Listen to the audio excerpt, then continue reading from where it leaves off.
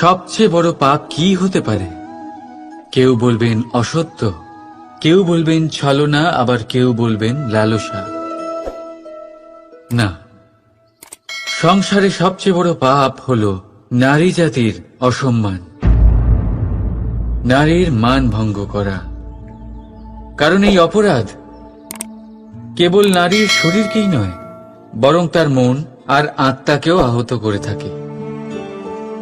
তাহলে এবার প্রশ্ন হলো, যে এই অপরাধ করেছে তাকে কি শাস্তি দেওয়া উচিত? কেউ বলবেন শারীরিক যন্ত্রণা, আর কেউ বলবেন মৃত্যুদণ্ড।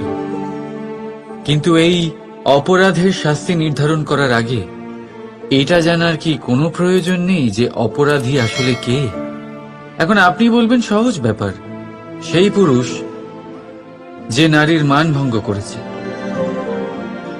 কিন্তু এ কি সম্পূর্ণ সত্যি? নিজের অপমানের জন্য, নিজের সম্মানকে নিজেই হারানোর জন্য কখনো নারী কি নিজে দায়ী হতে পারে না? ভেবে দেখুন, সম্মানহানির থেকে বাঁচার জন্য সর্বপ্রথম সম্মানের সীমার ওপর নজর দেওয়া প্রয়োজন। রাবণ সীতার হরণ এই জন্যই করতে পেরেছিলেন কারণ সীতা নিজের বোকামোর জন্য রাবণের সেই সীমা উল্লঙ্ঘন করা সহজ করে দিয়েছিলেন। কিন্তু অশোক বাটিকাতে সেই সীতাকেই রাবণ স্পর্শ পর্যন্ত করতে পারেননি, কারণ সে রাবণ আর তার মাঝখানে ঘাস দিয়ে একটা ছোট রেখা বানিয়ে দিয়েছিলেন। জীবনে না বলতে শিখুন। যদি কেউ আপনার সম্মানের সীমা পার করতে চেষ্টা করে তাহলে তাকে সেখানেই আটকাতে শিখুন। আপনার ওপরে ওঠা প্রথম হাত, প্রথম কটাক্ষ ওইখানেই আটকাতে শিখে নিন। তখন কোনো পুরুষের সাহস হবে না আপনাকে আবার অপমান করতে চেষ্টা করার, কারণ নারী জননী, পূজনীয়। তাই নিজেকে দুর্বল মনে করে আপনি অপরাধী হবেন না। রাধা রাধা। পাণ্ডবরা বন থেকে এসেছিলেন। ওনাদের কাছে না কোনো ধন ছিল, না কোনো সম্পদ, না বিদ্যা।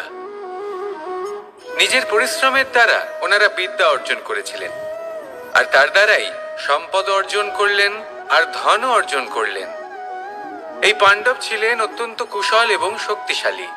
যুধিষ্ঠির নিজের পরিশ্রম দ্বারা এমন জ্ঞান অর্জন করেছিলেন যে এই সংসার ওনাকে ধর্মরাজ যুধিষ্ঠির অভিহিত করেছিল। দেখতে গেলে পাণ্ডবদের কাছে সবকিছুই ছিল, কিন্তু যখন বিষয় এলো আরো ধন লাভ করার, তখন যুধিষ্ঠির, যিনি পাণ্ডবদের মধ্যে জ্যেষ্ঠ, তিনি সকল পাণ্ডবদের সাথে দ্যুতক্রীড়ায় অংশগ্রহণ করে ফেললেন। এর ফলে না শুধু ধনলক্ষ্মী, ধর্মলক্ষ্মী, বিবেক লক্ষ্মীকেও হারালেন, আর শুধু তাই নয়, নিজের গৃহলক্ষ্মী দ্রৌপদীকেও হারিয়ে ফেললেন। এর কারণ কি? ভুলে গেলেন খুব সহজ একটা কথা, এই সংসারে সম্মান এবং সাফল্য দুটোই পরিশ্রমের দ্বারা লাভ করতে হয়। কিন্তু দ্যুতক্রীড়ার এই খেলা আমাদের ভাগ্যের উপর নির্ভরশীল। এই সংসারে দুটি পথ রয়েছে। একটা পথ যেখানে কর্ম এবং পরিশ্রমের দ্বারা আপনি নিজের পথ নিজেই রচনা করতে পারবেন, আর দ্বিতীয় পথ হলো যেখানে এই ভাগ্য এক মুহূর্তে আপনাকে শিখরেও পৌঁছে দিতে পারে, আবার ধূলিসাৎ করে দিতে পারে। আপনি কোন পথ বাছবেন সেই চয়ন আপনারই। আসুন আর আমার সাথে ভালোবেসে বলুন রাধা রাধা। কোনো এক সময়ের ঘটনা এটা। মা এবং বাবা হাটে গিয়েছিলেন, তখন আমি আর দাদা গিয়েছিলাম গরু চড়াতে। আমরা বাড়ি ফিরে এলাম, আর মা সেই সময় একটা কাজ করতেন। যখনই হাটে যেতেন দরজা তালা বন্ধ করে যেতেন। উনি খুব ভালো করে জানতেন যে যদি ওনার এই মাখন চোর সঠিক সময়ে পৌঁছে যায় তাহলে এক ফোঁটাও মাখন ওনার অবশিষ্ট থাকবে না। এবার ঘটনা কিছুটা এরকম হলো যে মা আর বাবা মাঝে মাঝে হাটে যেতেন, তাই মাঝে মাঝেই দরজা তালা বন্ধ করতে হতো। যখন মা আর বাবা ফিরে এলেন তখন বাবা ভুলে গিয়েছিলেন যে এই চাবির গোছা থেকে ঠিক কোন চাবিটা দরজার তালা খোলার জন্য উপযোগী। উনি চেষ্টা করতে শুরু করে দিলেন। একটার পর একটা চাবি দিয়ে উনি চেষ্টা করতে থাকলেন, কিন্তু সেই দরজার তালা তো খুলতেই চাইছিল না। ওনার মাথা থেকে ঘাম পড়তে শুরু করলো। তখন মা বললেন যে তালা ভেঙে দেওয়া যাক। মা চলে গেলেন, আর বাবা বললেন না না দাঁড়াও, আর কিছু চাবি বাকি আছে, এটা হয়তো খুলতে পারবো। মা হাতুড়ি নিয়ে চলে এলেন সেই তালা ভাঙার জন্য, আর তখনই বাবা শেষ চাবিটা প্রয়োগ করলেন আর দরজার তালা খুলে গেল। যদি উনি চেষ্টা না করতেন তাহলে এই তালাটাও ভেঙে যেত আর চাবিটাও নষ্ট হয়ে যেত, ঠিক কিনা? এবার এই ঘটনাটা আমি দেখেছিলাম, আর আমার মনে হলো যে কখনো কখনো এই চাবির গোছার মধ্যে থেকে শেষ চাবিটাও কিন্তু জীবনের দরজা খুলে দিতে পারে। সেজন্য আপনি যদি জীবনে সাফল্য লাভ করতে চেষ্টা করেন, নিজের লক্ষ্যে পৌঁছতে চান, তাহলে হার মানবেন না। হয়তো দেখবেন আপনার পরবর্তী প্রচেষ্টা বা এই অন্তিম প্রচেষ্টা আপনাকে সাফল্যের পথে নিয়ে গেল। তাই নিরন্তর প্রচেষ্টা করতে থাকুন, জীবনে সাফল্য লাভ করুন, আর আমার সাথে ভালোবেসে বলুন রাধা রাধা। সময়, এই সময় আসলে কি? এই সময় একটা সরল রেখা তো কখনোই নয়। সময় হলো একটা চক্র, যেখানে এর আদি সেখানেই হলো এর অন্ত, আর যেখানে তা শেষ হয় সেখান থেকেই তার শুরু হয়। এই সময় একটা অত্যন্ত বিচিত্র চিন্তা, বিচিত্র ভাবনা, একটা বিচিত্র বস্তু যা কেউ বুঝতে পারেন না। এই সময়ের লীলা, এর কোনো প্রমাণ নেই, কোনো জ্ঞান নেই, কোনো পরিমাপ নেই।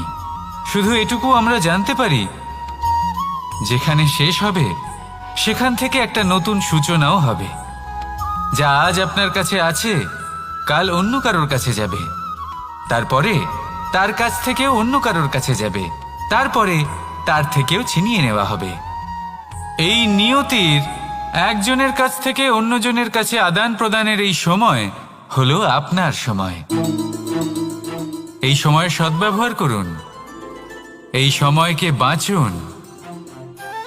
আপনাকে শুধু এটাই সুনিশ্চিত করতে হবে যে আপনি কোন পক্ষে আছেন। আর সত্যি বলতে কি, আপনার জীবনের পরিণাম নির্ভর করে আপনার নির্বাচনের ওপর। আপনি কোন পক্ষ নির্বাচন করছেন। তাহলে মনে রাখবেন, জীবনে সেই পক্ষই নির্বাচন করবেন যা চয়ন করার পরে আপনি সুখ অনুভব করবেন, আপনি সন্তোষ লাভ করবেন, প্রসন্নতা লাভ করবেন। আর আমি এটাই সুনিশ্চিত করব যে এই পক্ষ যেন শান্তির পক্ষ হয়, এই পক্ষই যেন প্রেমের পক্ষ হয়। তাহলে চিন্তা করবেন না, আর আসুন আমার সাথে ভালোবেসে বলুন রাধা রাধা। যখন আমরা হাঁটতে থাকি আর আমাদের পায়ে কাঁটা বিঁধে যায়, তখন মুখ দিয়ে আহ বেরিয়ে আসে, কান্না চলে আসে, আর অনেক সময় অভিশাপও বেরিয়ে আসে। কিন্তু আমরা কি কখনো এটা এইভাবে দেখেছি, এইভাবে ভেবেছি যে আমরা যে পথে চলেছি সেই পথে কাঁটা বিঁধেছে, নাকি আমরা সেই পথ নির্বাচন করেছি যাতে শুধুই কাঁটা রয়েছে? নাকি আমরা এভাবে ভেবে দেখেছি যে এই কাঁটা আমাদের কষ্ট দিতে এসেছে, নাকি এটা আমরাই বিছিয়ে রেখেছিলাম? সাবধান থাকা উচিত ছিল, কারণ কাঁটা বিঁধলে যন্ত্রণা হবে, চিৎকার করে ফেলতে পারি, মুখ থেকে অভিশাপও বেরিয়ে আসতে পারে।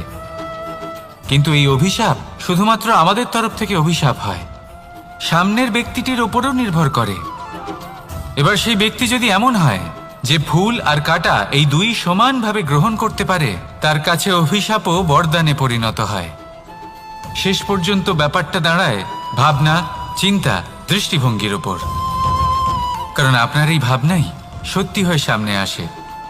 সেই জন্য এই ভাবনা, চিন্তা, মানসিকতাকে গুরুত্ব সহকারে দেখবেন। এই বিবেচনা নিয়ে বিবেচনা করতে শিখুন। আমার কথার অর্থ হলো যে জীবনে যখন এরকম কিছু একটা ঘটবে, তখন ভেবে দেখুন যে এরকম কেন হলো। আপনি কি এমন কোনো কর্ম করেছিলেন যার কর্মফল এটা? এমন কোনো কাজ যা অনুচিত ছিল, অসত্য ছিল, যা অভদ্রতার কারণ ছিল? ভেবে দেখা প্রয়োজন।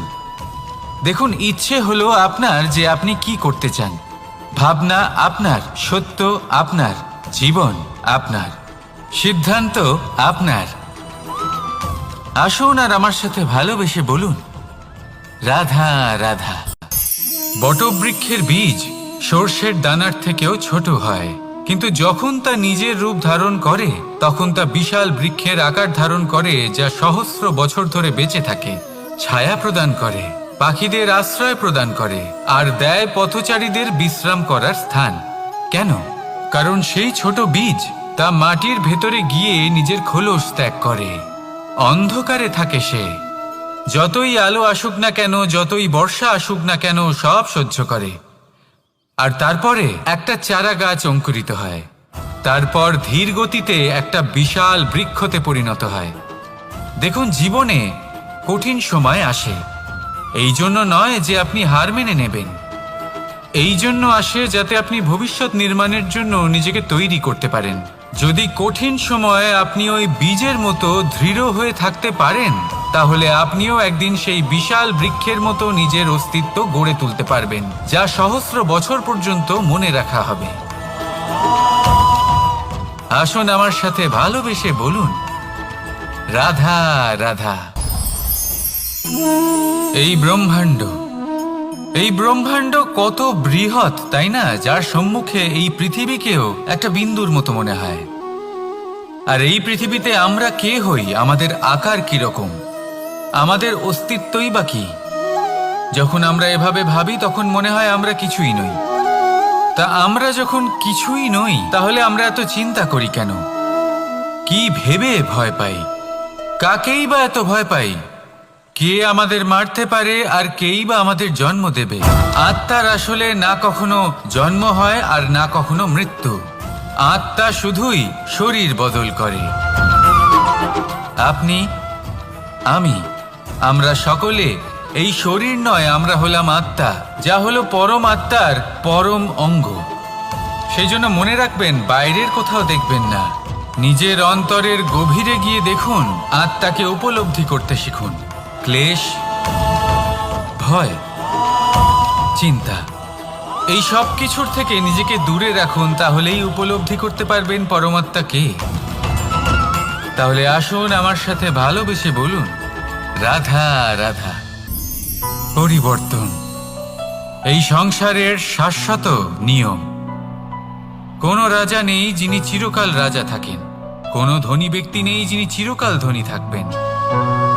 এই সংসারে সূর্যের স্থান নেওয়ার জন্য চন্দ্রিমার আগমন ঘটে। কোন স্থান যাকে পতিত বলা হয়েছিল, সেখানে মহল তৈরি হয়েছে। কোন স্থান যাকে আজ মলিন বলা হয়েছে, কাল সেখানে মন্দিরও স্থাপন হতে পারে। কোনো ঋতু চিরকালের জন্য থাকে না, কখনো সময় চিরকাল একরকম থাকে না। আজ যে আপনার কাছে রয়েছে, কাল অন্য কারোর ছিল।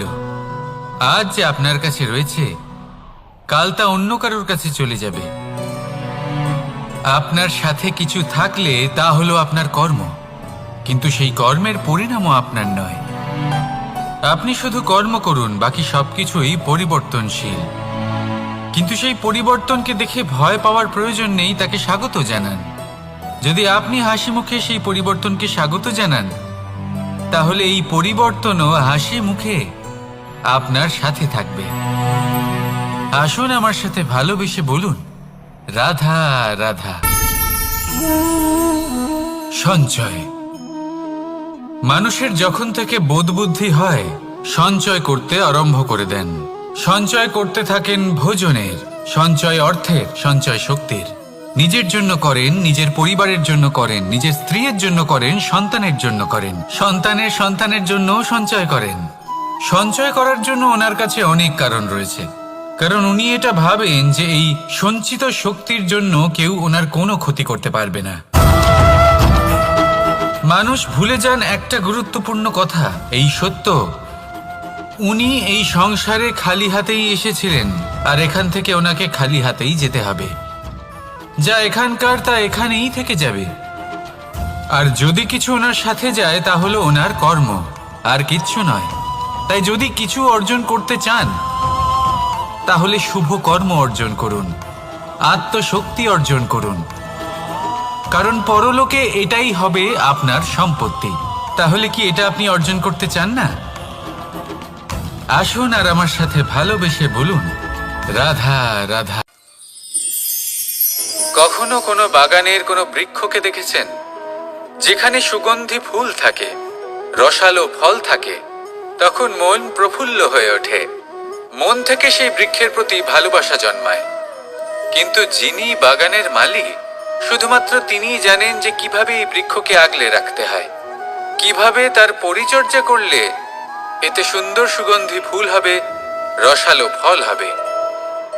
কখনো কখনো প্রয়োজনের থেকে বেশি রোদ পেলে এই বৃক্ষগুলি শুকিয়ে যায়। প্রয়োজনের থেকে কম রোদ পেলেও এই বৃক্ষ কিন্তু শুকিয়ে যায়। প্রয়োজনের থেকে কম জল যদি পায়, এই বৃক্ষ শুকিয়ে যেতে পারে। প্রয়োজনের থেকে অতিরিক্ত জল যদি পায়, তখনও এই বৃক্ষের শিকড়গুলি নষ্ট হয়ে যেতে পারে। এবার এটাই কিন্তু আমাদের সংসারের সাথেও হয়। আমাদের সংসারের সকল প্রতিভাশালী ব্যক্তি, যেমন লেখক, বিচারক, প্রবক্তা, যোদ্ধা, এদের সবার ক্ষেত্রে এই কথাটাই প্রযোজ্য। যদি বেশি প্রশংসা করা হয়, তাহলেও এরা হারিয়ে যাবেন। প্রয়োজনের থেকে বেশি যদি নিন্দা করা হয়, তখনও তারা নত হয়ে পড়বেন। তাহলে আপনি এদের রক্ষা করুন এবং নিজেদেরও। মনে রাখবেন একটা কথা, জেনে রাখুন কখন কোন নিন্দায় আপনি লজ্জিত হবেন না, আর কখন কোন প্রশংসার দ্বারা নিজের মধ্যে অহংবোধ জাগ্রত করবেন না। এই মন সুপ্রসন্ন হয়ে বলবে, রাধা রাধা। আপনি অবশ্যই কোনো গাছ দেখে থাকবেন যেখানে অনেক ফল রয়েছে। সেই গাছের ডালগুলি নিজে থেকেই নত হয়ে যায়। কেন? যাতে মানুষ, প্রাণী, এরা সকলে যাতে সেই ফল খুব সহজে গ্রহণ করতে পারেন। এটাই হলো প্রকৃতির শিক্ষা, এটাই হলো প্রকৃতির নিয়ম। মানুষেরও কিছুটা এরকমই হওয়া উচিত। যদি আপনি সাফল্যের চরম সীমায় পৌঁছে যান, অনেক বেশি ধন অর্জন করে ফেলেন, তখন মনে রাখবেন যে আপনি যেন অহংকারী না হয়ে পড়েন। বিনম্র থাকতে হবে। সেই ধনকে ব্যবহার করতে হবে উচিত কাজের জন্য। সেই ধনের দ্বারা সমাজের মঙ্গল করা উচিত। সকল মানুষকে সাহায্য করা উচিত যাদের ধনের অভাব আছে। যদি ধনী হওয়া সত্ত্বেও আপনি ধনের সদ্ব্যবহার এই সমাজের মঙ্গলের জন্য, তার ভালোর জন্য না করেন, যদি আপনি ধন দান না করেন, তাহলে এই ধন অহংকার রূপী বিষে পরিণত হয়ে আপনাকেই নাশ করবে। তাই ফলে ভরা গাছের মতো নত হয়ে থাকুন, বিনম্র হয়ে থাকুন। কখনো কখনো এমন সময় আসবে যখন আমাদের আপনজনের থেকে সাহায্য চাইতে হয়। আমরা সাহায্য চাই আর তারা সাহায্য করেও দেন, আমাদের সংকট থেকে মুক্তও করে দেন। কিন্তু যখন এই সময় বদলে যায়, যখন সুখের সময় আমাদের জীবনে আসে, তখন আমাদের মনে একটা অহংবোধ জেগে ওঠে।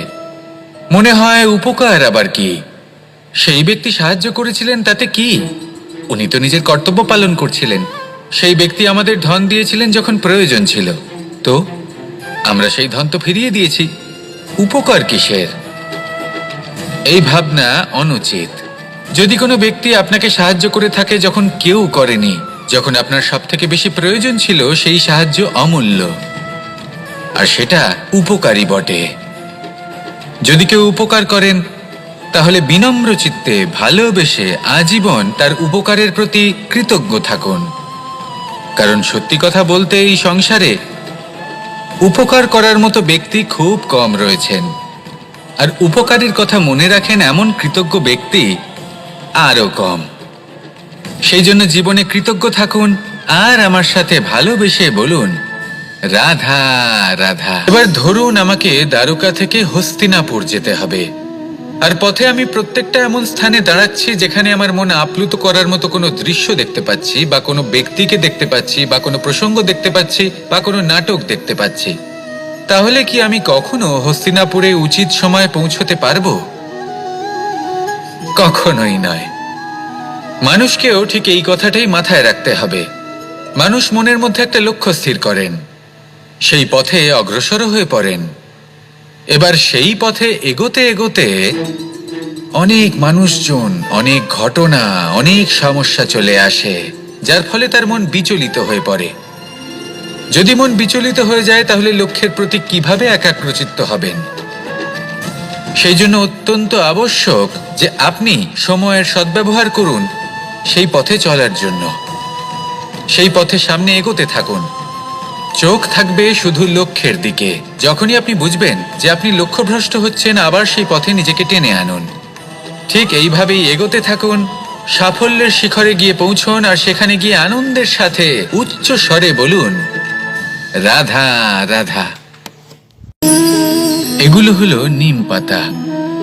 যদি এগুলো চেখে দেখেন তাহলে মুখ বিকৃত হবে। এগুলো কি তেতো খেতে, হে নারায়ণ! এর থেকে বেশি তিক্ত সংসারে আর কিছুই হতে পারে না।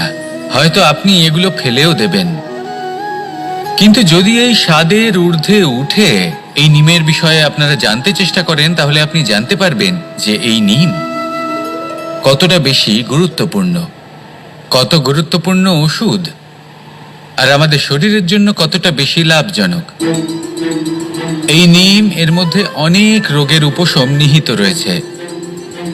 এবার জীবনে আমরা বিভিন্ন মানুষের সাথে পরিচিত হই, নেত্র দ্বারা তাদের দেখি, কিন্তু তাদের আমরা খুব একটা পছন্দ করি না।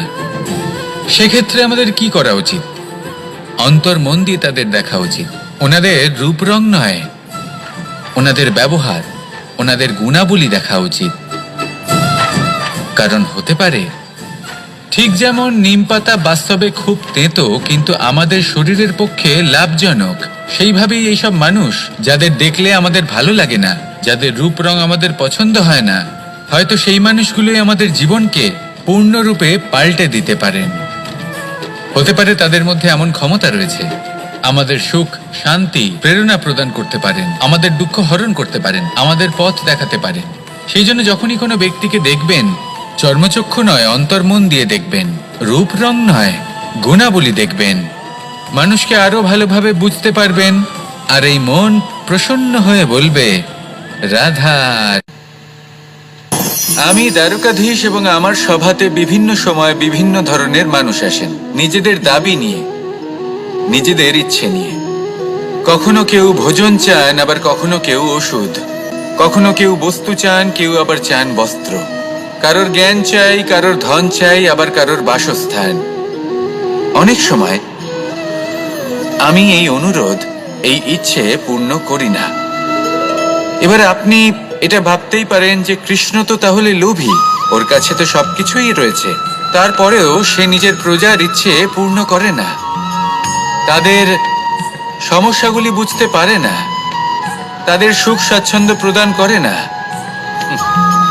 আসল সত্য হলো এটাই যে কোনো সবল ব্যক্তি, যে কোনো গৃহস্থ ব্যক্তি যে কাজ করতে সক্ষম, তার পরিশ্রম দ্বারাই নিজের প্রয়োজনগুলি এবং ইচ্ছেগুলি পূরণ করা উচিত। এটা অত্যন্ত প্রয়োজনীয়। আর এগুলো তিনি করতে পারেন শিল্প, ব্যবসা, আচরণ অথবা জ্ঞানের ভিত্তিতে। এই পথে চলতে হবে, পরিশ্রম করতে হবে, তবেই সে কিছু অর্জন করতে পারবে। এবার এমন কোনো ব্যক্তি যার এই সব কিছুতে কোনো রুচি নেই, যে কিছুই করতে চায় না, সে কিছুই অর্জন করতে পারবে না। এবার এরকম কোনো ব্যক্তিকে যদি আমি কোনো বস্তু প্রদান করি, তাহলে কি হবে? সে পরাধীন হয়ে যাবে, আর সেটা উচিত হবে না। তাহলে কি করা উচিত? তাকে পথ দেখানো, তাকে বোঝাতে হবে যে কোন পথে চলে তুমি নিজের লক্ষ্য প্রাপ্ত করতে পারবে। শিল্প, জ্ঞান, আচরণ এবং ব্যবসা, এই পথে কিভাবে চলে সেটা শেখাতে হবে। আর আমি সেটাই করি। তার ফলে কি হয়? ব্যক্তি স্বাধীন হয়ে যায়। সংসারে সে যা চাইবে তাই প্রাপ্ত করতে পারবে, কখনো কারোর থেকে কিছু চাইবার প্রয়োজন পড়বেই না। এই কথাটা সবসময় মনে রাখবেন। যখনই দান করবেন তা ভাবনা চিন্তা করে এমন ভাবে দান করবেন যাতে সামনের ব্যক্তি স্বাধীন হতে পারেন, পরাধীন নয়। আসুন আমার সাথে ভালোবেসে বলুন, রাধা রাধা।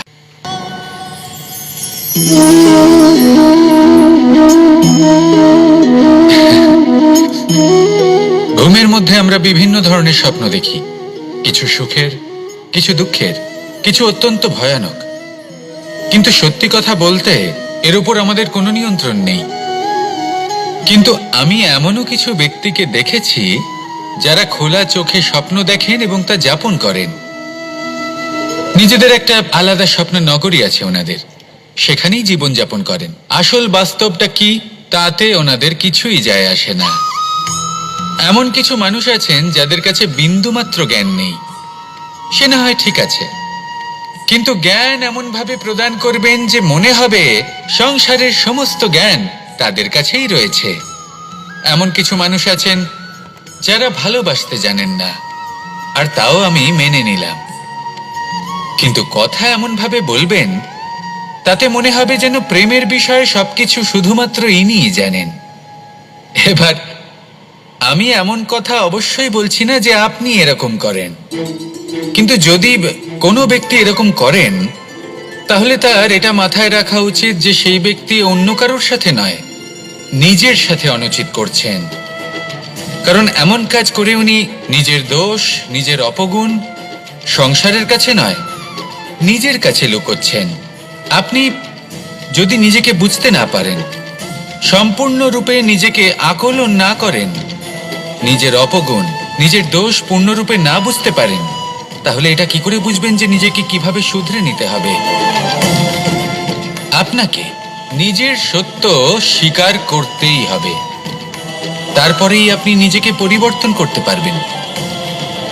তাহলে স্বপ্নে নয়, বাস্তবে বাঁচুন। বিগত দিনের কিছু কথা মনে পড়ে গেল, এক অদ্ভুত ঘটনা যা অমূল্য শিক্ষা দিয়ে যেতে পারে। বিষয় হলো যক্ষের সাথে যুধিষ্ঠিরের কথোপকথন।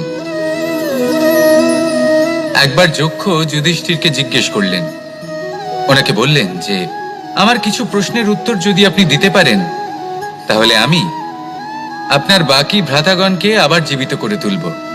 সেগুলোর মধ্যে খুব গুরুত্বপূর্ণ আর কঠিন একটা প্রশ্ন ছিল, এই সংসারের সব থেকে শ্রেষ্ঠ আশ্চর্য কোনটি? এই প্রশ্ন আমি আপনাকে জিজ্ঞেস করছি। এবার কেউ বলবেন স্বর্ণ দ্বারা নির্মিত লঙ্কা, এটি হলো সংসারের সব থেকে বড় আশ্চর্য। কেউ বলবেন বরফে ঢাকা সেই পর্বত যা আকাশ স্পর্শ করে। কেউ বলবেন সেই সমুদ্র যার গভীরতা মাপা অসম্ভব ব্যাপার। কেউ বলবেন সেই বায়ু যা আমরা দেখতে পাই না, কিন্তু তা আমাদের জীবন দান করে। সংসারের সব থেকে বড় আশ্চর্য কি, সেই প্রশ্নের উত্তর যুধিষ্ঠির দিয়েছিলেন, আর তা ছিল শ্রেষ্ঠ উত্তর এবং উচিত। উনি বলেছিলেন যে সংসারে প্রতিদিন কোনো ব্যক্তি জন্ম লাভ করেন আর কোনো ব্যক্তি মৃত্যুও লাভ করেন। এবার এই কথাটা সবাই জানেন, সবাই বোঝেন যে যখন জন্মেছি তখন কোনো একদিন আমিও অবশ্যই মৃত্যু লাভ করব। এবার যখন এই কথা প্রত্যেকটা মানুষ জানেন, তখন কেন প্রত্যেক মানুষ এই চিন্তায় থাকেন, এই নিয়ে কষ্ট পান, এই নিয়ে ব্যাকুল হয়ে থাকেন যে উনি একদিন মৃত্যু লাভ করবেন, তার থেকে দূরে পালাতে চেষ্টা করেন?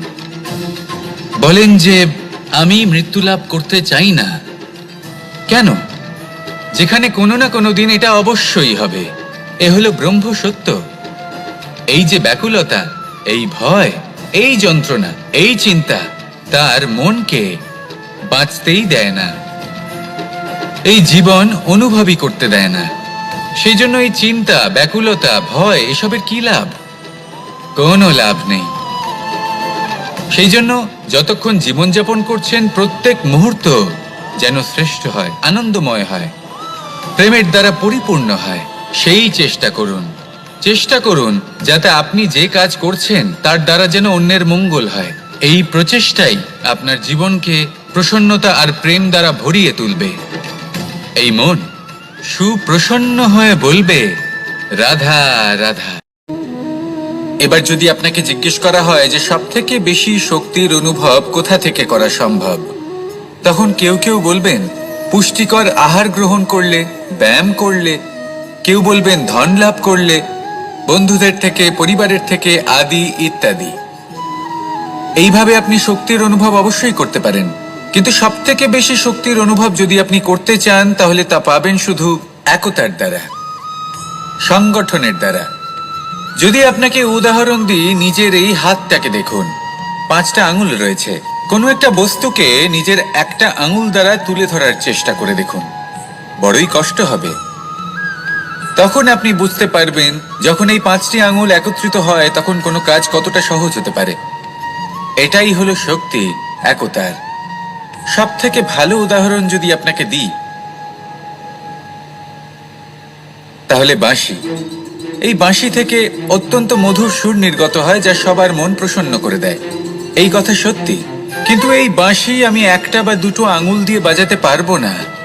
আমাকে প্রত্যেকটা আঙুল ব্যবহার করতেই হবে, তবেই এর থেকে মধুর সুর নির্গত হবে যা সকলকে প্রসন্ন করবে, ঠিক কিনা? ঠিক এইভাবেই যদি আপনি চান যে আপনার জীবনরূপী বাঁশি থেকেও মধুর সুর নির্গত হোক বা সবার মনকে প্রসন্ন করে তুলুক, তাহলে আপনাকেও জীবনে একতা নিয়ে আসতেই হবে। আপনি একাও কর্ম করতে পারেন, পথ চলতেও পারেন, সামনেও এগোতে পারেন, সাফল্যও লাভ করতে পারেন। কিন্তু যখন সকলে একসাথে এগোবেন, সেই পথে চলবেন, সেই কর্মই করবেন, তখন লক্ষ্যে অবশ্যই পৌঁছবেন, সাফল্য অবশ্যই লাভ করবেন। কিন্তু সেই সাফল্য এবং তার আনন্দর সংমিশ্রণটাই একটু অন্যরকম হবে। তাই জীবনে ঐক্যবদ্ধ হন, একসাথে মিলে এগোতে থাকুন, আর আমার সাথে ভালোবেসে বলুন রাধা রাধা। দুই ধরনের আবেগ রয়েছে যার কোনো মূল্য নেই।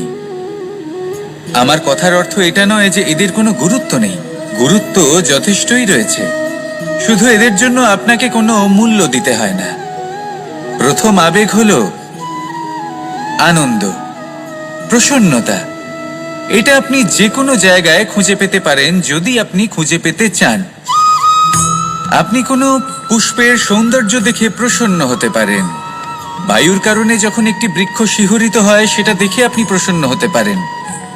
একটা ছোট্ট শিশুর কলরব শুনেও আপনি প্রসন্ন হতে পারেন। একটা ক্রন্দনরত বালককে হাসিয়ে আপনি প্রসন্ন হতে পারেন। সবকিছু আপনার উপর নির্ভরশীল। সেখানে আরেকটি আবেগ হলো দুশ্চিন্তা।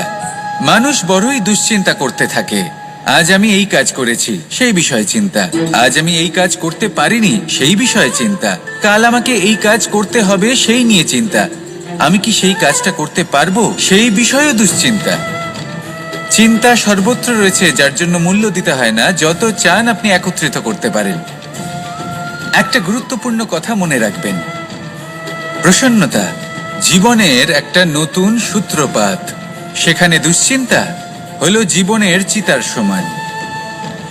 এবার এই দুটি আবেগ হলো মূল্যহীন, দুটোই আপনার সামনে আছে। কোনটা চয়ন করবেন আপনি, দুশ্চিন্তা নাকি প্রসন্নতা?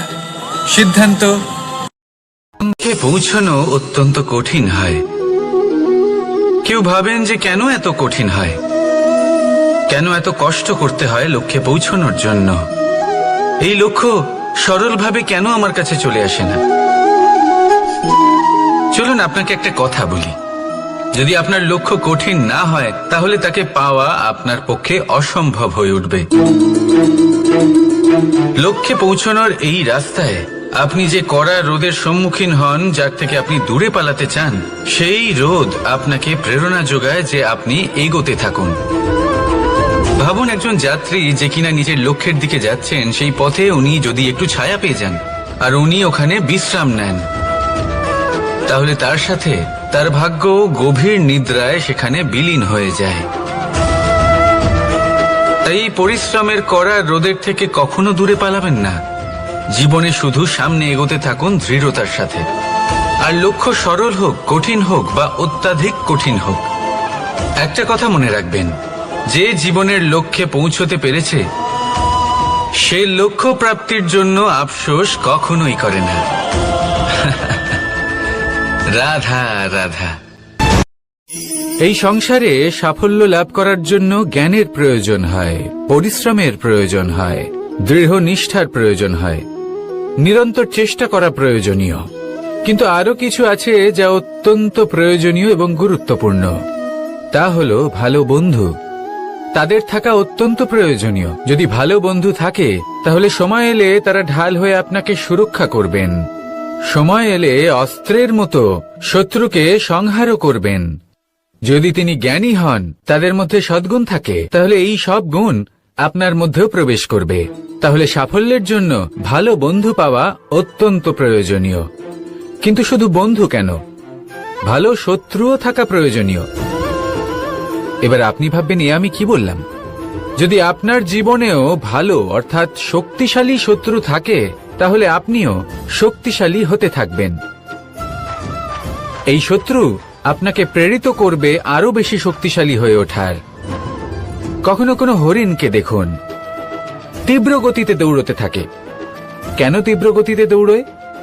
এই কারণে নয় যে কোথাও তার জন্য মধুর ঘাস অপেক্ষা করে রয়েছে, না, সে এই কারণে তীব্র গতিতে দৌড়য় কারণ সেটা না করলে তার পেছনে একটি সিংহ আছে যে ওকে নিজের ভোজন করে ফেলবে। তাই জীবনে বিপদ, সংকট এই সবকিছুও হলো অত্যন্ত গুরুত্বপূর্ণ। তার সম্মুখীন হতে শিখুন আর আমার সাথে ভালোবেসে বলুন, রাধা রাধা। ধৈর্য, এই ধৈর্য কি কোনো গুণ, কোনো অনুভূতি, কোনো দৃষ্টিভঙ্গি? আমার জন্য ধৈর্য এক বাহন। আপনি হয়তো ভাবছেন এই কেমন বাহন? বাহন তো ঘোড়া হতে পারে, হাতি হতে পারে, উটও হতে পারে, কিন্তু ধৈর্যকে বাহন বানানো মানে? চলুন আপনাকে একটা কথা বোঝাই। পৃথিবীতে এমন কোনো বাহন নেই যে তার আরোহীকে আছড়ে ফেলেনি। সেটা উট হোক বা হাতি হোক বা ঘোড়া হোক, চলতে চলতে কখনো নড়বড় করেই বসে।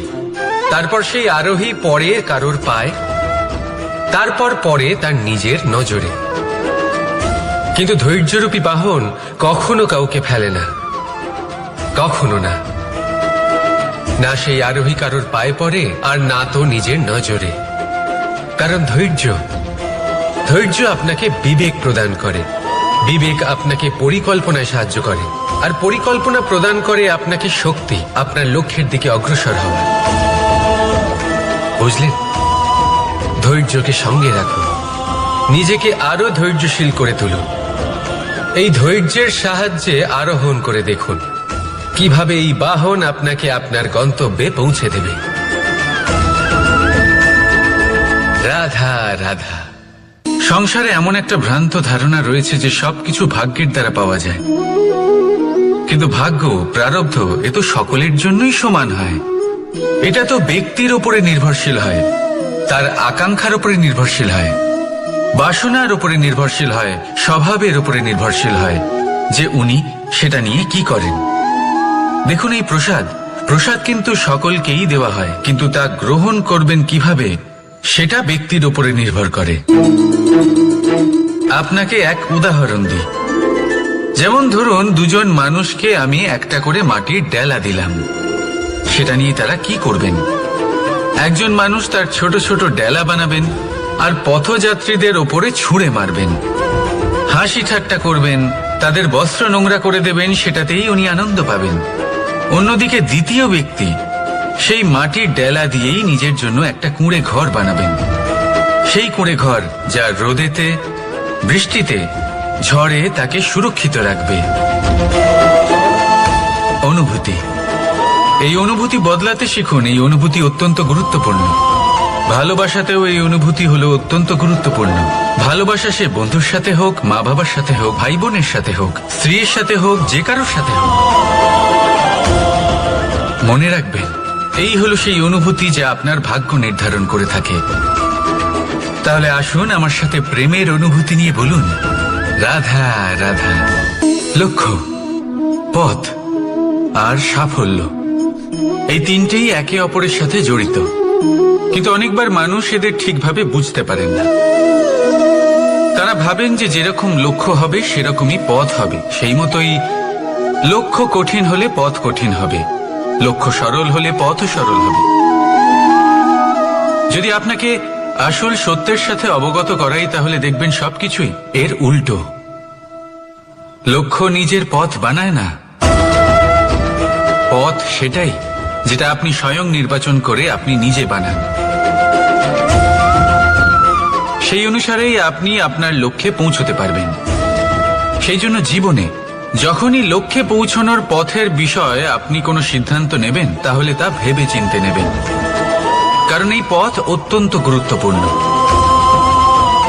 পথ যদি শুভ হয়, তাহলে লক্ষ্য আপনা থেকেই শুভ হয়ে যায়। তাহলে আসুন আমার সাথে ভালোবেসে বলুন, রাধা রাধা।